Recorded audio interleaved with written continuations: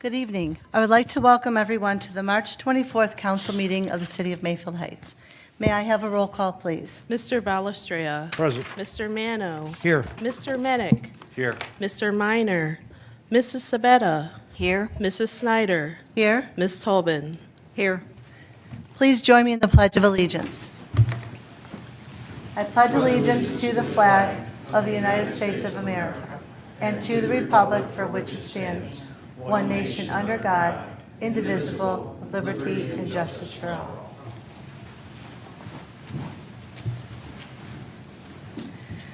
Next is the approval of minutes from the March 10th council meeting. I hope everyone's had time to read these minutes over. Is there a motion to approve the minutes? So moved. Moved by Mrs. Sabetta Second. and second by Mr. Balestria. Are there any changes, amendments, or deletions to those minutes? All in favor signify by saying aye. Aye. Abstain. One abstention, you were absent that evening. Okay, these minutes have been approved as written. Does any member of council have any correspondence or announcements? Okay. We will now move to reports of officers, starting with the mayor. Thank you, Madam Chair. Good evening, everyone. I'm sure Mr. Mano, Councilman Mano, will report on our bunny breakfast, which is coming up April 12th. Is that in your report this evening? Probably. No? Just keep that in your calendar. It's not in there. Go April ahead. 12th at 9 a.m. for ages 3 through 9. Please call Parks and Rec to sign up for that, 442-2627. Again, I just want to stress to our residents, our older residents, the importance of going to the Community Partnership on Aging website. You can find them on Facebook, Instagram, and LinkedIn too. There's so many programs there for all of our older residents. And I keep harping on that, but I want to make sure that all of our residents know what a great resource CPA is. And then just a reminder that our first Shred and Recycle Day is Saturday, May 10th. From 9 a.m. to 12 p.m. in the city parking lot off Chelmsford. City park lot, I should say, off Chelmsford.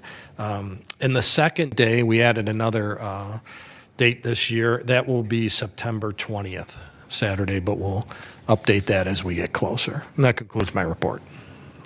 Thank you. Are there any questions for the mayor? Okay, moving to Director of Law, Mr. Schmidlin. Thank you, Madam Chair. The only thing I have to suggest tonight is when we get down to the 1341, talking about rental properties, it would be my suggestion that we place it on second reading. As Mrs. Sabetta pointed out today, the state of Ohio is still in flux over what's going on with Senate Bill 104. So my suggestion would be to place that on second reading, and in all likelihood, it's going to be tabled at the next meeting. And that's all I have. Thank you. Thank you. Any questions for Mr. Schmidlin? Director of Finance, Mrs. Scully. Thank you, Madam Chair. My only comment is that we will be having a Finance Committee meeting for Q1 on Tuesday, April 8th at 5 p.m. I will have the financials out to you by the previous Friday, April 4th. Perfect, thank you. Any questions for Mrs. Scully? If there's any department directors this evening that would like to be heard, this is your chance to come up at this time. Mr. Cheney.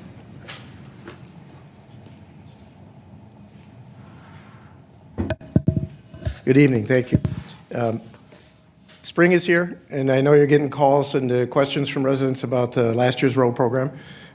We have a list of punch list items that have to be resolved by the contractor per street. It's a very detailed list. There's some aprons that have already pitted that are going to come out. There are trees that are going to be removed and replaced. And obviously some of the cracks and things like that will be taken care of. It's getting to be about that time where we can come out and start doing that. There's a lot of restoration to do. We're waiting on, obviously, the topsoil was frozen, so now that we can get maybe some dry, good topsoil, they'll start that. I would expect in the next week or two, I'll be able to get them out there. I have sent letters and emails to the contractor, and he's aware of it. And he did say when the weather gets a little better, we'll be out there. So Chuck and Tony have also driven around and given me a list of things which I've added to the contractor's list. So we do have money left in the contract, and we're not going to pay them until these items are resolved. So, second is the Marnell project. We did work out some of the issues with the gas company, and we have submitted to Cleveland Water Department for review. We anticipate submitting the PTI, which is permit to install, to the EPA this week. We had to make our goal was last Friday, but we had to make a few changes because of what we were doing with the gas company. So now that we've got that resolved, we can submit for a PTI, and we seem to be on time, completing it, which was our goal to complete it in April sometime, so we'll be out for bids hopefully in May. So, end of report. Thank you. Are there any questions for Mr. Cheney? Okay, thank you.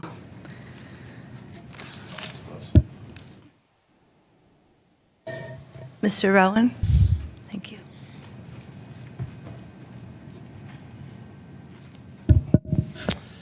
Good evening, thank you. I just wanted to touch on some highlights from economic development in the first quarter. We've started our business retention and visitation meetings in earnest at this point. We've conducted several of those meetings and have several coming up with some of our larger companies in the corporate park.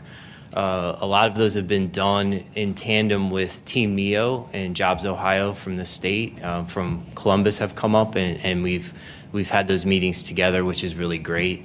I think it's good because we get a wider perspective on things at the regional and state level. So those are going well. We've had a lot of really positive comments. I think one reoccurring theme that we've heard on several of those meetings is just some of the challenges that businesses are facing with some uncertainties just because of changes in at the federal level and how that's disrupted supply chains and sourcing workforce and those type of things. So, certainly in 2025, we'll see how some of those things play out. But another thing we heard too was the desire to really increase communication between the city and businesses. So taking that, to heart, we've, in talking with the mayor, started some tasks and some different protocols to really improve that communication between the city and businesses. So going forward, with some of our key properties and key businesses in the corporate park, we're going to be setting up ongoing quarterly meetings with some of the leadership there, just as a touch point to make sure that we're communicating anything that we need to communicate to those businesses from the city, and then also hearing anything they may have for us as well. We started working with the building department to put together a list of all of the facility contacts at all of the buildings and office complexes in the corporate park as well, with the idea that then when there's a water main break or a sewer issue, that service department can pull up that list and reach out proactively to those businesses, because the last thing we want is any disruptions to operations down there. And then we'll also be creating in the second quarter of this year an electronic e-news that we're planning to write and send out to all of the businesses as well, as a way to communicate with them directly. And then we've also implemented some changes to the economic development web pages on the website. So if you go there and look today, you'll see that there's some new information, some updated items. And one thing to take note of if you do choose to go and look at it is we partnered with Jobs Ohio, and they provide a widget you can put on your website that links to the state's list of available sites. So now we have a searchable, self-populated way to search for available space in the city. It's very professional, looks very nice. I have the ability to add to that. It's populated through the state system, so it only picks up some of the larger listings because that's what the state focuses on. So I'm able to go in there and add some of the smaller ones over time. So it's a nice feature. And I also encourage you to look around on the state system. It's populated with a lot of good analytical data around workforce, consumer habits, demographics, labor force, number of businesses by sector, and you can scale that to any size that you want. You can cut it by city, you can do geographic drive times, you can do 10-mile radius by property. So it's really a functional tool that's available for free through the state of Ohio. So those are some of the ways that we're going to start to increase that communication between the city and businesses. Some of our other projects we have, the wayfinding and signage project is moving forward. We have a meeting next week, a virtual meeting with our steering committee to go through some of that work. And then we're on task to be completely done with that project in June, and we'll be able to go out to bid once we decide on how we want to move forward at that time. The Mayfield Heights Magazine, we'll have our first proof of that next week. So we'll be able to start to review that, and that project's still on task and on schedule to be mailed out in early May to the residents and businesses. And just a couple of updates on the real estate front. The Landerbrook Corporate Center, the 3 buildings, that property has been listed for sale now. So the property owners are certainly still facing some challenges with that property, but they have had some good tours because some of those companies have reached out to me to talk about incentives and things. So they are getting some positive movement. The Progressive building on Parkland is under contract, so that's a positive sign. So hopefully there'll be some good news and movement with that property over the next few months. And generally, I think the office market's certainly challenged, but we've seen some leasing activity. We've had some good inquiries and some reaching out from the commercial real estate community and some companies interested in moving into Mayfield Heights. So overall, it's trending in a positive direction. Great. So Wow. that concludes my remarks this evening. Exciting news for the city. Thank you. Does any member of council have any questions? Yeah, I have a question. Great news. Talbin? Is there any plans also to help connect the businesses with each other, not just us with the businesses, but help them learn who else is in the business park so that they can, leverage those relationships? Yeah, I mean, there's certainly opportunities to get involved at the local level in the Chamber of Commerce that we share with the businesses. A lot of the larger companies are more active at Greater Cleveland Partnership level, at that level of the chamber. But certainly some of the smaller businesses, especially the retail along Mayfield Road, we have encouraged them where we feel that there is some value to get involved with the chamber as a way to network. And what about any career fairs? Have you thought about career fairs to help our employers find workers? No, I mean, haven't thought about that at our level. There's the availability to tap into those through COSI and Greater Cleveland Partnership, and sometimes the schools themselves will put those on. I'm honestly not familiar with the school district here to know if that's something that's going on, but it's something we could certainly ask about. I just went to South Euclid, had a career fair. It was very well attended, and the people there thought it was very worthwhile for them to be there. So I thought I went, took somebody, and they already have an interview. So Yeah, it's a good suggestion. Thank you. Anything further from council? All right, thank you so much Thank you. for your report.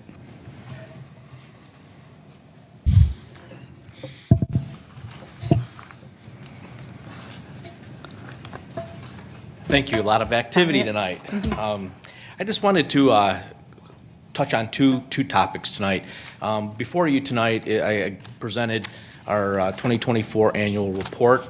It's just a small snapshot of our call volume, some of our stats, some operational items, and some of the services that we offer to the community that we protect. So I hope you have a chance to look through that. If you have any questions about anything in there, feel free to reach out to me. That report is also currently on the fire department's webpage, which is the city's webpage. But if you go to the fire department tab, the annual report and previous year's reports are all listed there, so the public will see the same document that you guys have before you. And then my second item is, we're starting to get into some warmer weather. That also does increase some of our call volume service for calls for outdoor fires. I've received several calls about what's allowed and what's not allowed. Just want to real touch on a couple items with that. So there basically are three different types of outdoor fires. You have recreational fires, which are your campfires where you're cooking hot dogs, enjoying, the family and, doing those types of things. And there's also an open burning, which is a larger fire, which are not allowed here. And then there's obviously bonfires, which you have to, those are more for ceremonial purposes. You have to have a permit. And those are not done in residential areas. Those are more commercial. So those are the three types of fires. Recreational fires are permitted and legal in Ohio and here in Mayfield Heights, but there's got to be several things that have to come into play when to consider with that. Number one, you have to have seasoned firewood. You can't be burning your sticks and your branches and your leaves and your yard debris. It has to be seasoned firewood. Seasoned firewood doesn't make as much smoke, it's not as much of a nuisance to your neighbors. So make sure we have seasoned firewood, has to be 25 feet from property. You have to have a water source or extinguisher present, and it has to be attended at all times. It also has to be a size requirement. It can't be no more than 3 feet wide and flames no more than 2 feet tall. So all of these things have to come into play in order to be allowed in the city. So when we go to somebody's house that maybe a neighbor called, if they are compliant with all of those things, there's nothing we don't have them put it out. They are allowed. But if it's an unsafe thing where maybe it's super windy out or they're using wet wood and it's creating smoke, then we ask them to put it out. And most of the time people are very cooperative with that. But if you're following all those guidelines, it is a safe environment. Sometimes neighbors just don't know what's legal and what isn't. So happy to answer any questions, but I just wanted to provide you guys an update as what's legal and what isn't legal in Ohio. Thank you, Chief. Are there any questions for Chief Elliott?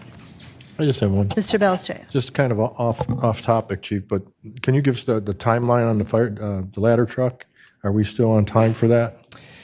I haven't spoke to the manufacturer in sometime since end of last year, but I know it's going to be like hopefully the first quarter of 27.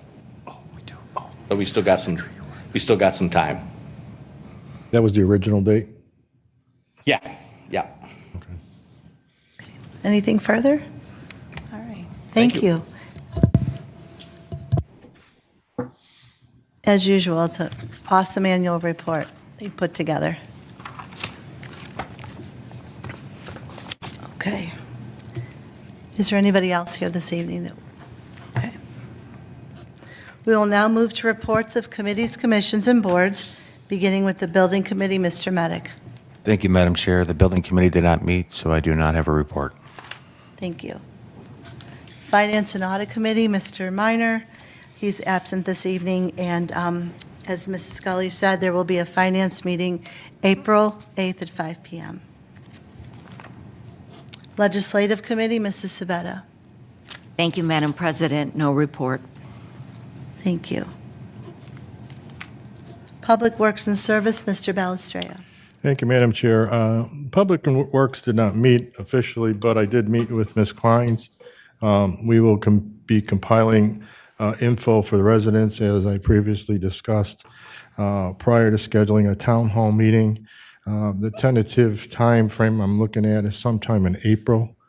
That's the goal with the Marnell residents. I also had a couple resident concerns with work being done on a couple of our streets, specifically Annandale and Washington. I referred those concerns to Mr. Schooney, and he has taken care of those. So it's good to work with an engineering firm that is on the ball and takes care of the residents' concerns. So thank you. That's my report. Thank you, Mr. Balestrea. Recreation and Parks, Mr. Mano. Thank you, Madam Chairman. Our 2025 Summer Day Camp registration opened on Sunday, March 9th during the pancake breakfast and had sold out in less than 10 days. The camp is taking a wait list to use if a camper needs to drop out. Non-residents can be added to the wait list beginning Monday, April 7th. Our 2025 Teen Adventure Camp is still accepting registrations for school district residents. Non-district residents will open on Monday, April 7th.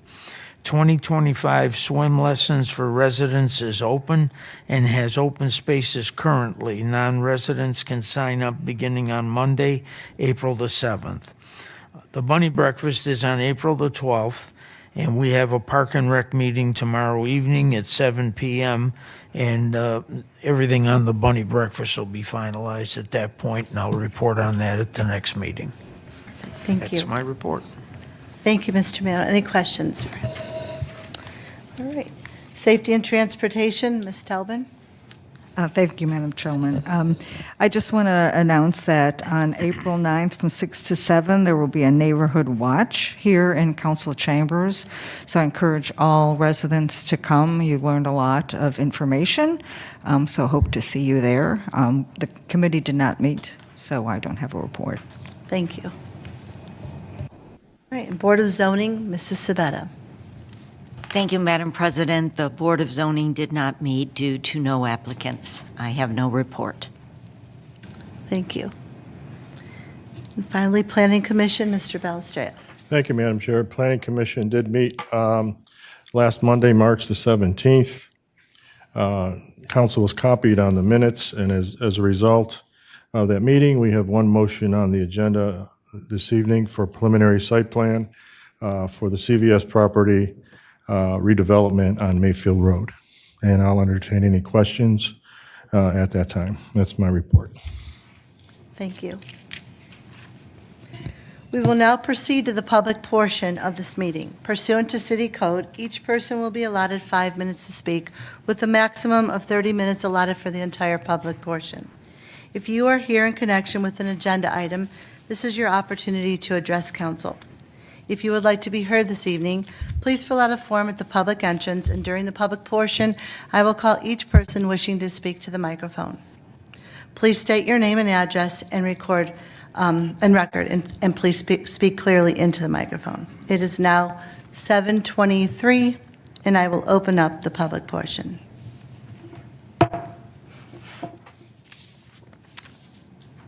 Mr. Aaron Longberry.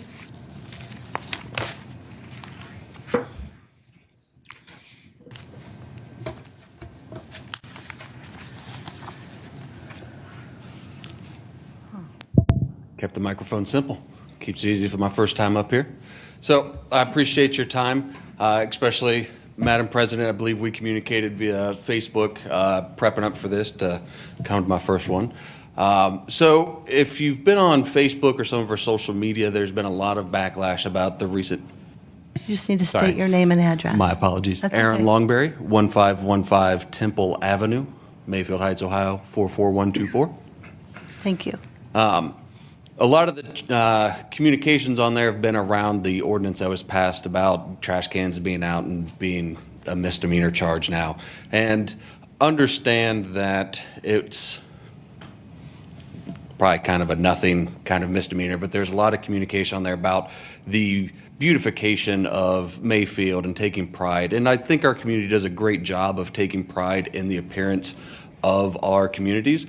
But I believe that that kind of an ordinance was kind of a waste of our city council's time, of things that we could be spending time addressing, stuff like the conditions of the road, the sidewalks. I know on Temple itself, if you were needing of assistance, wheelchair, some sort of help with walking, that sidewalk on Temple is a nightmare. It has multiple ruts, tree roots have up the sidewalk, and those seem like more important things to address rather than whether the garbage cans are brought in a timely manner.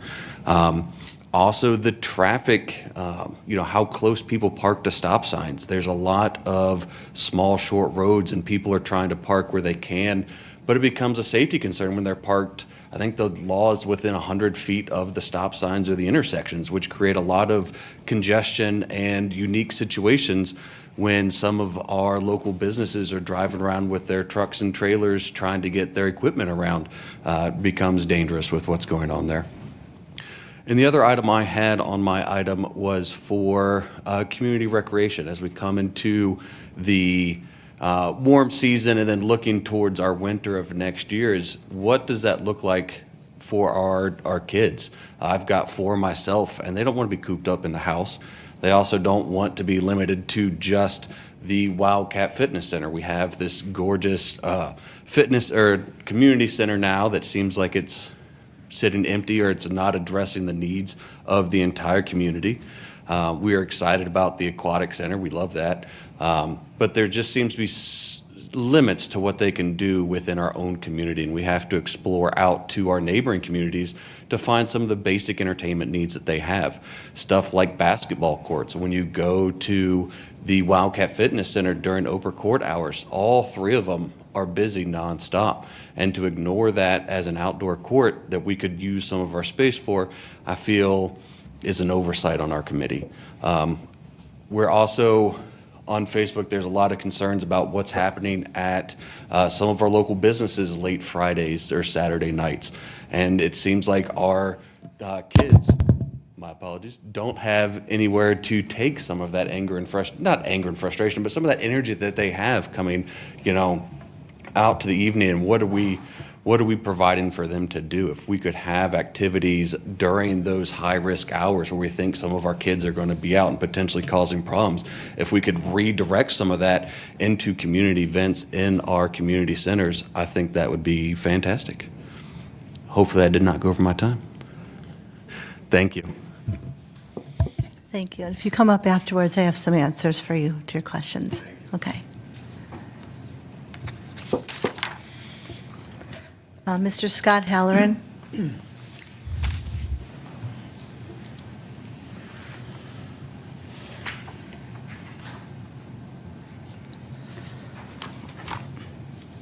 evening, everyone. Evening. My name is Scott Halloran. I live at 13599 County Line Road in Sugar Falls, Ohio. I was last in front of a Mayfield Heights Committee of the Whole meeting on March 11th, 2024. And in April of 2024, Mayfield Heights passed a prohibition on licensed marijuana dispensaries.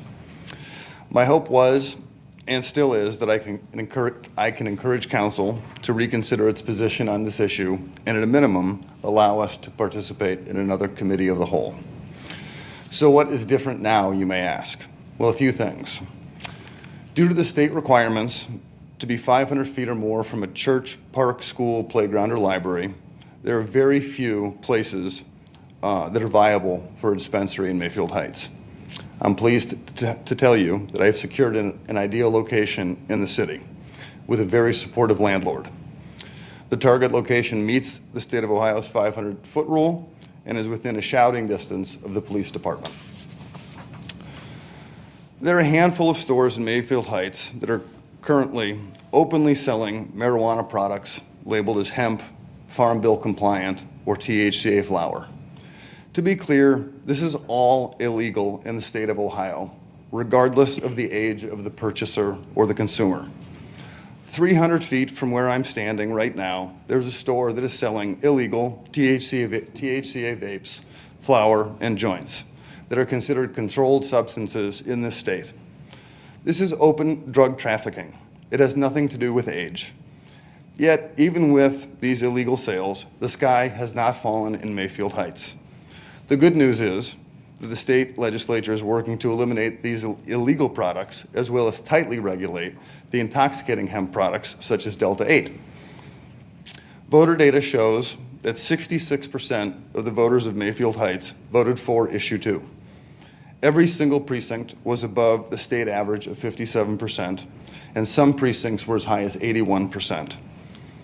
With 58% of the state voting for it, 66% is a supermajority, a mandate. The voters in Mayfield Heights want this. When the dust finally settles in Columbus this summer, I believe that the tax revenue for the host city is going to be meaningful. It could and should mean hundreds of thousands of dollars worth of found money for the city. That said, you probably never ask how much money the city gets from Golden Gate Beverage or the Cork and Bottle.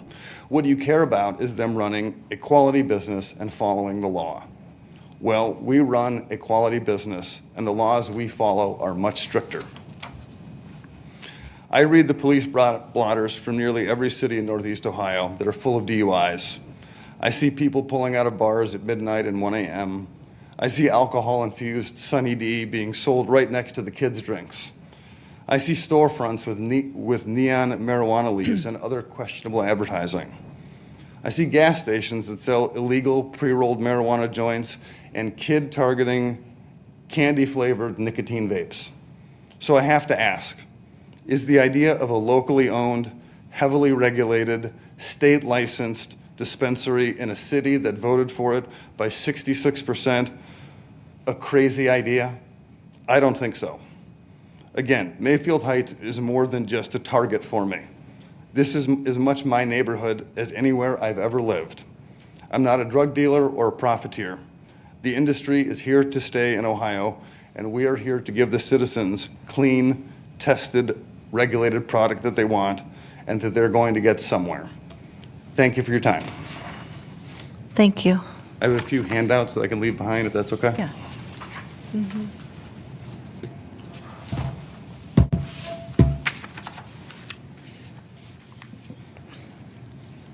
Thank you, Scott.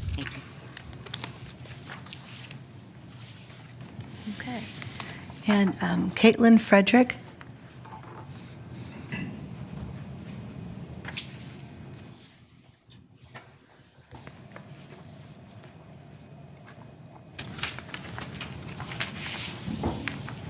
Hi, good evening. My name is Caitlin Frederick, and I live at 102 Gaslight Lane in Mayfield Heights. I have a bachelor's degree in biology from Illinois State University. I've been working in the marijuana industry since 2017 and have been specifically working in the Ohio marijuana industry since 2019. I initially started at one of the first state licensed testing labs, and in 2022, I started at Buckeye Relief running the internal quality control testing lab. I am the lab manager who ensures that all of our products sold in Ohio licensed dispensaries are safe for consumers. Every single product sold through a licensed dispensary is tested for potency, as well as safety assays like pesticides, heavy metals, residual solvents, mycotoxins, yeast, mold, etc. Virtually none of the products, vapes, candies, pre-rolled joints, that are currently being sold at vape shops, head shops, and gas stations in Mayfield Heights are tested by any labs for these safety assays, along with accurate potency testing. I voted for issue 2, as did 2/3 of my fellow Mayfield Heights residents. As an industry expert, as well as someone who cares about my hometown, I have zero concerns that a dispensary will have a negative impact on our community and wholeheartedly believe that a licensed dispensary where residents can purchase safe and reliable products will actually benefit the community. I'm here tonight to ask council to allow a responsible state licensed dispensary to locate in Mayfield Heights. Thank you. Thank you, Caitlin.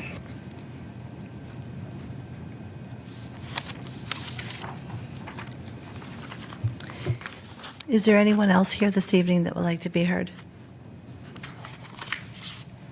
Okay. It is 7:34, and I will close the public portion. Resolution number 2025-12, Mr. Schmidlin.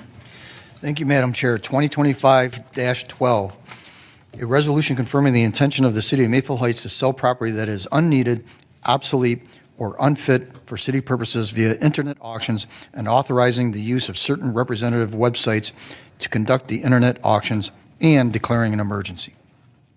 Is there a motion to suspend the rules?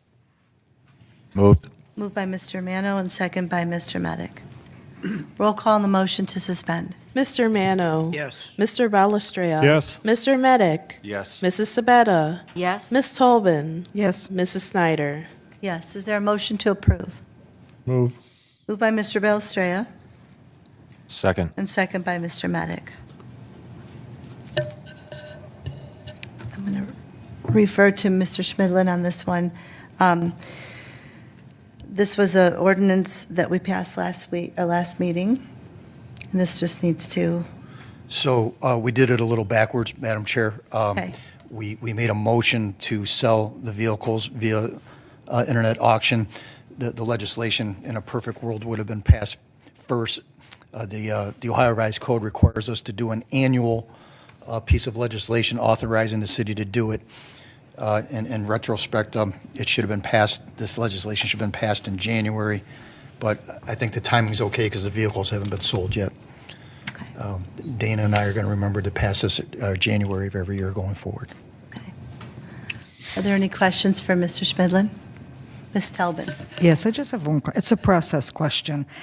It says that after 14 days, it says any property disposed of through the internet auction will be available for bid by the public for a period of 14 days. So, process question: what happens after 14 days if it's not sold on auction? Can it be moved and sold another place, or I want to understand what happens. So that the language, the 14-day language comes from 721.15D that requires it to be advertised for that period of time. To be frank with you, I don't know what happens if it doesn't get sold. You probably have to try to resell it, or eventually there'll be a number for somebody to give away. Well, I guess the question I really have, and maybe were you getting ready to answer this? I'm not sure what your question was. I can't read your mind. But no, I was just going to say if it doesn't sell, then we look to other outlets to sell if it's not going to sell an online auction. But we've been very successful at that. So I think. So we don't have to keep it on a government public auction website. We can, if it doesn't sell, we could move it to another vehicle by which to sell. But there still are requirements to post that. Yes, so the of public course. knows. Absolutely, absolutely. I honestly don't know. I've never been in a situation where a vehicle or a piece of property didn't sell. Okay, in 14 days. Yeah. We'll cross that bridge when we come to it, I guess. Okay, just curious. Thank you. Mrs. Sabetta? Yes, this is just a question I'm looking at. So I'm looking at the resolution and coming down to 4, the fifth whereas, that paragraph, when an item of property to be disposed of via internet auction is estimated to exceed $1,000 in value. Mm-hmm. Can you ask me why it's repeated again as number 5?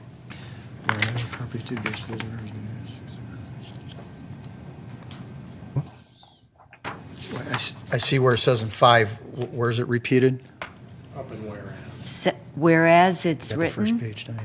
and then section 5. It's on the other side.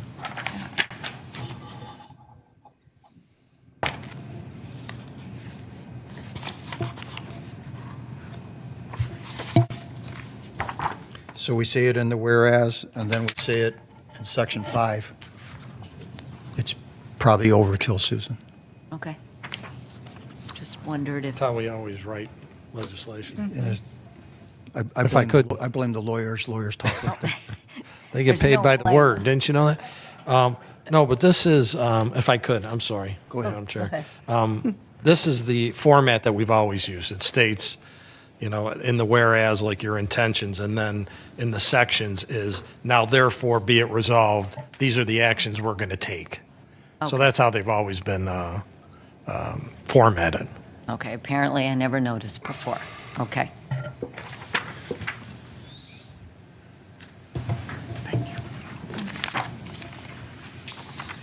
Okay, any further questions or comments? Roll call on the motion to approve. Mr. Medic? Yes. Ms. Tolbin? Yes. Mr. Balestria? Yes. Mr. Mano? Yes. Mrs. Sabetta? Yes. Mrs. Snyder? Yes. This has now been approved. One second. Moving to ordinances, beginning with ordinance number 2025-12. Mr. Schmidlin. Thank you, Madam Chair. 2025-12, an ordinance amending Chapter 1341 of the codified ordinances of the city titled Rental Properties and declaring an emergency. Second reading. This is suggested by Mr. Schmidlin that we keep this on second reading this evening. Okay. We will now move to ordinance number 2025-13. Mr. Schmidlin. 2025-13, an ordinance providing for the organization of certain administrative departments and fixing the salaries and other benefits of certain officers, employees therein, and declaring an emergency. Is there a motion to suspend the rules? Moved. Moved by Mrs. Sabetta and second by Mr. Medic. Roll call on the motion to suspend. Ms. Tobin. Mrs. Sabetta. Yes. Mr. Mano. Yes. Mr. Medic. Yes. Mr. Balestria. Yes. Mrs. Snyder. Yes. Is there a motion to approve? Moved by Mr. Mano Second. and second by Mr. Balestria. This ordinance is simply adding the position of the Assistant Law Director and adding the salary change for that position. Mrs. Scully, is there anything further you'd like to add to that? The only other item that we added besides that is in section 21, allowing the purchase of shirts for council as a uniform. But if you look at the Exhibit A, we separated it out where if there is just only the law director, and then if the mayor obtains the assistant law director, it shows the split of the 80-20 for the same salary. Okay, perfect. Any further questions from council? Right. Roll call on the motion to approve. Mr. Balestria. Yes. Ms. Tobin. Yes. Mrs. Sabetta. Yes. Mr. Medic. Yes. Mr. Mano. Yes. Mrs. Snyder. Yes. Ordinance number 2025-13 has been approved. This evening, we have one motion, beginning with motion A. Thank you. Motion A, a motion to approve the preliminary site plan for a new 5,500 square foot building for the CVS property redevelopment located at 5901 Mayfield Road. Is there a motion to approve? Move. Moved by Mr. Balestria. Second Second. by Ms. Talbot. All members of council should have received the minutes from the Planning Commission meeting. Mr. Balestria, is there anything you would like to add to this? I do have the plans. Ben, I didn't know if you had the plans and you wanted to. Certainly, if the council I don't know, did the council all get the plans? Yeah. Okay, I just wanted to make sure everybody knew what the site looked like. You can show it if you'd like. Thank you.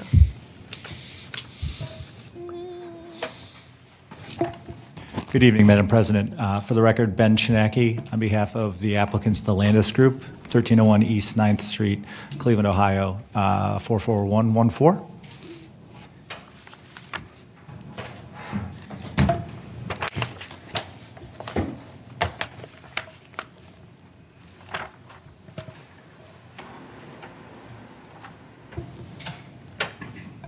I believe you have the concept renderings on the screens in front of you. If you'll indulge me.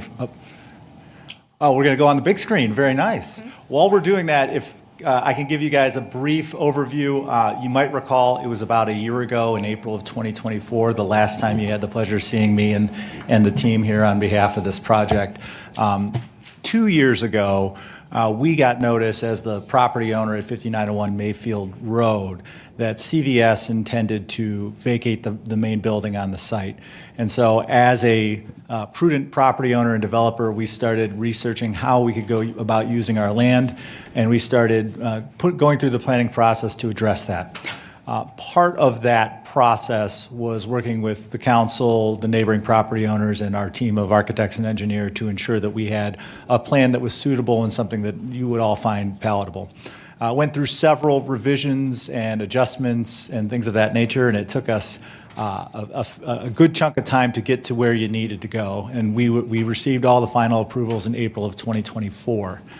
Since that time, we've worked in earnest to get construction plans and start construction on the project as it was previously approved.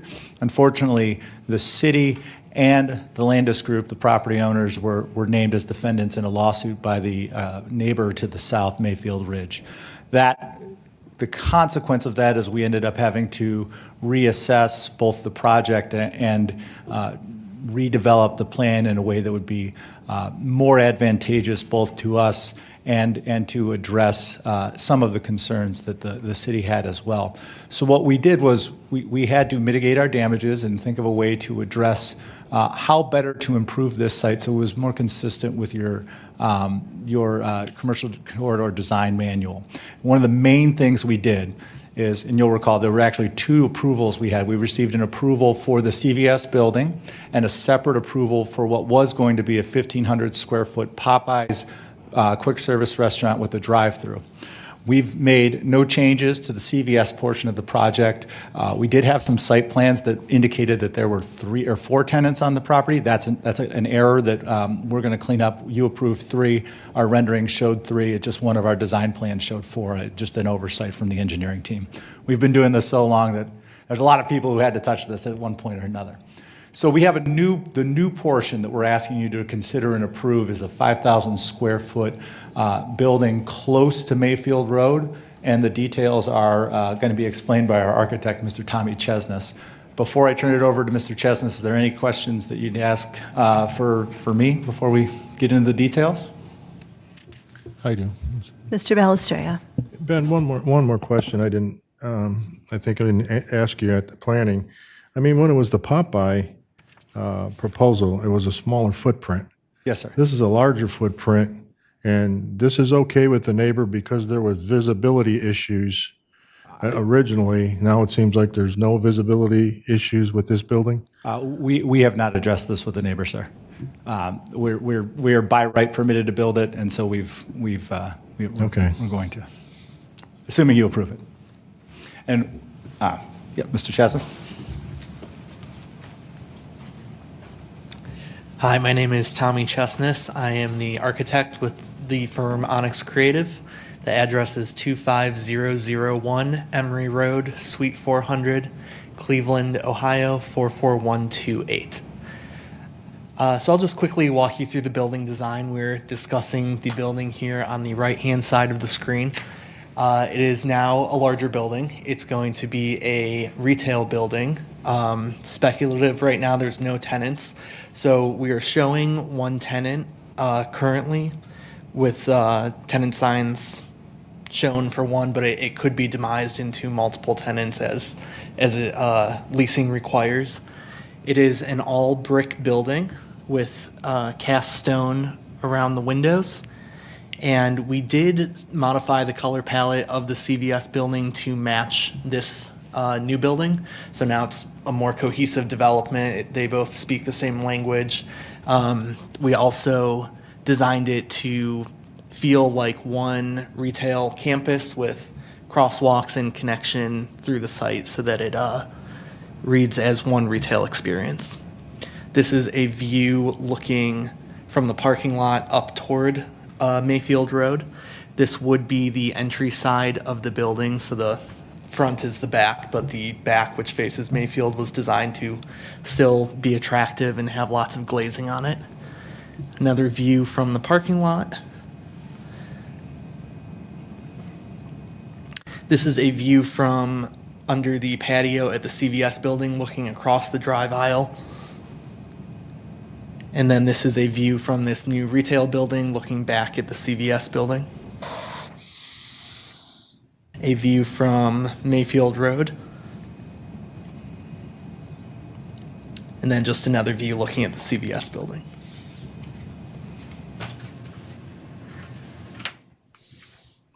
Looks nice.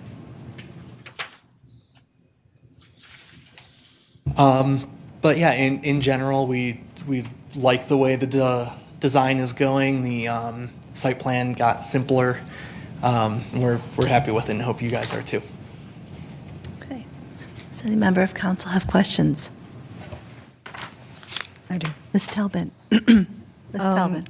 I know that you had said that you had some issues and you worked that out. You made changes, I should say. But just now you just said, but you haven't shared the changes with your neighbor. Is that true? Correct. When I said worked out, I meant internally, the financial consequences of being named in the lawsuit and being unable to build the unit. A consequence of that is, one, the CVS building remains dark, and two, the financial viability of continuing to proceed with the Popeyes is difficult. So from a property owner's perspective, the issues we were working out was financially how to make it work for our property. And are you planning to share what you're doing with your neighbor? Well, it's been properly noticed as a public record. We have an ongoing litigation that the city's involved in as well. Okay.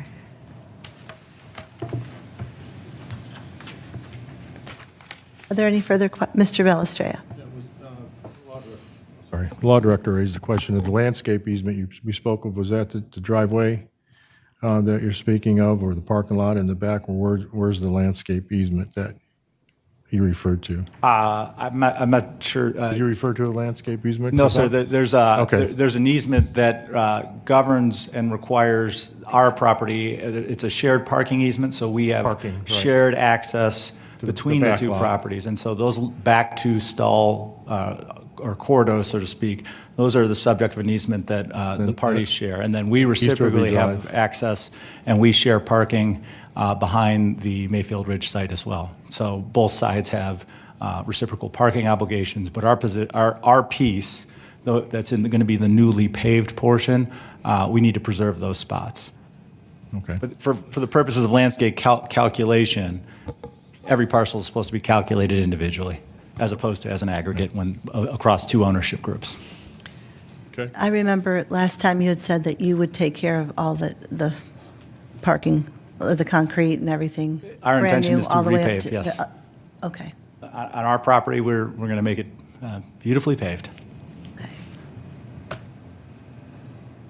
So our ask tonight from council is to give us preliminary approval so that we can proceed in earnest with the hard construction drawings and design plans, iron out any issues that the city's review process identifies, and so that the team of architects, engineers, and all the folks involved can move towards getting everything sorted out so we can come back to final approval at the appropriate time. Madam Chair. if I could. Mayor? Yeah, so if you take a look at the Planning Commission minutes, it's noted in there that, hey, this is just a preliminary. Architectural Board of Review needs to look this over. So there's a lot of steps. But I think, this is just the first step. And I think this new building addresses the issues, most of council's issues with drive-through and garbage and things like that. So, but again, this is just preliminary. It's got a long way to go. So. Okay, Mr. Bellistrea. Just one more. The new building, Ben, and I didn't ask you this as well. I mean, could a possible, you've got that slated for the tenant, I would assume for retail, but could a restaurant possibly be a possibility? I'm just thinking of parking now with the change in the size of the building. Would you have enough if there was a table seat? I don't know. I apologize. I don't. My understanding is that the intention is likely to be one user where we're not going to be having a restaurant there. But I suppose it's possible. But I'm not sure 5,000 square foot for a restaurant, that might be a bit much. I think the intent is to have one main user, though, consistent with your zoning code. Yeah, I think you made that point at the Planning Commission. Thank you. Thank you. I have a Mr. question. Mr. Medic. It's more for Mr. Bellistrea and the mayor. Part of this proposal shows the existing monument sign that is not on their property falls essentially curb line and part of the drive. And this is not your property. It's over the line. And I was wondering, is there something we could do on our end? It doesn't have to deal with anything they are dealing with, but I brought that up at the planning. I saw that in Yeah. the minutes as well. So I just we're going to need to look at that because right now it's unsafe. So, yeah. Agreed. Thank you. Okay. It's a nice plan. Mr. Mano? It's a nice plan. I like this better than the other. Okay. Well, thank you. Thank you very much.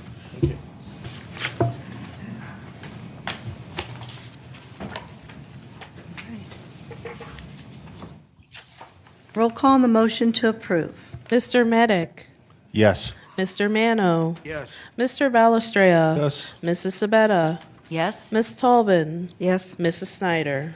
Yes, motion A has been approved. This time, is there any new business or comments from council? I will entertain a motion to adjourn.